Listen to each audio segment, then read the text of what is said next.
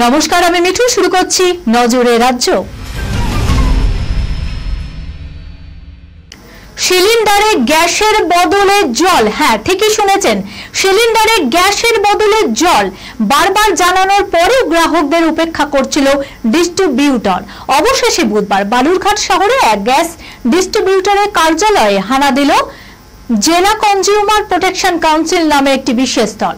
জেলা শাসকের নির্দেশে এই দল গঠিত। তদন্তকারীরা যাবতীয় নথি এবং সিলিন্ডার খতিয়ে দেখেন। গ্রাহকরা অভিযোগ করেছিলেন, গ্যাস ভর্তি সিলিন্ডার কেনার পর সামান্য কিছুদিন পরই তা শেষ হয়ে যাচ্ছিল। সিলিন্ডারের ভেতরে তরল কিছু রয়েছে বলে বোঝাই যাচ্ছিল। পরীক্ষা করে দেখা যায় সিলিন্ডারে জল রয়েছে।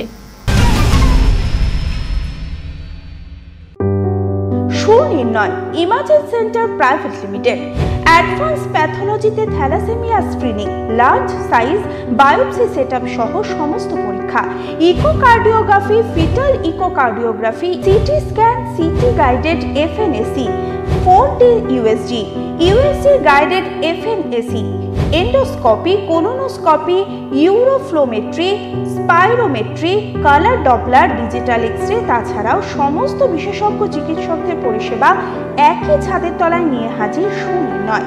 ঠিকানা 126/1 পিলখানা রোড, রানীবাগান, বহরমপুর, মুর্শিদাবাদ।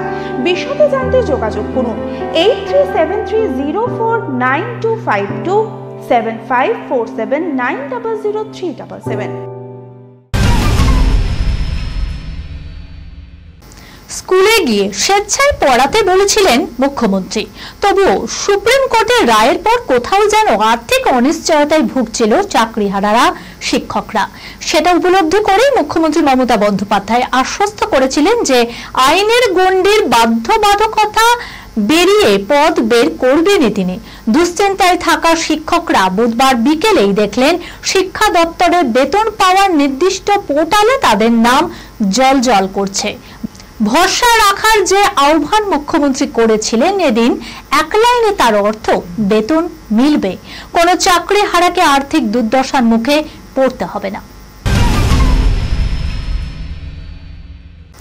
গল্পের গরু গাছে ওঠে, তা আমরা সকলেই শুনেছি, কিন্তু কখনো বাস্তবে ছাগলকে বিদ্যুতের খুঁটি বয়ে তারে উঠতে দেখেছেন? খিদের পেটে সবুজ সবুজ ঘাস খাওয়ার লোভ কি আর সামলানো যায়? দিব্যি তারের উপর দাঁড়িয়ে এক মনে ঘাস খাচ্ছে ছাগলটি। সেই ভিডিও দেখে হাসি রোল উঠেছে নেটপাড়ায়। মাঠ ছেড়ে রাস্তায় ঘুরে বেড়াচ্ছিল ছাগলটি। কোথাও যদি একটু সবুজ ঘাস পাওয়া যায়, তখনই তার নজর যায় বিদ্যুতের তারের উপর, ঘাসের উপর। ব্যাস, কোনোভাবে খুঁটি বেয়ে ওপরে উঠে পড়েছিল সেই ছাগলটি। আর তার এমন কাণ্ড দেখে হতবাক পথ চলতি মানুষরা। সঙ্গে সঙ্গে ক্যামেরা বন্দি করতেই ব্যস্ত সেই বিরল মুহূর্তকে।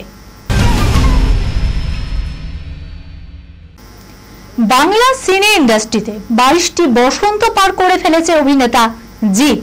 জোশ, আবারা, শুভদৃষ্টি, দুই পৃথিবীর মতো যেমন বাণিজ্যিক ছবি উপহার দিয়েছেন, তেমনি দর্শকরা তাকে দেখেছেন রাবণ মানুষের মতো ছক ভাঙা চরিত্রেও।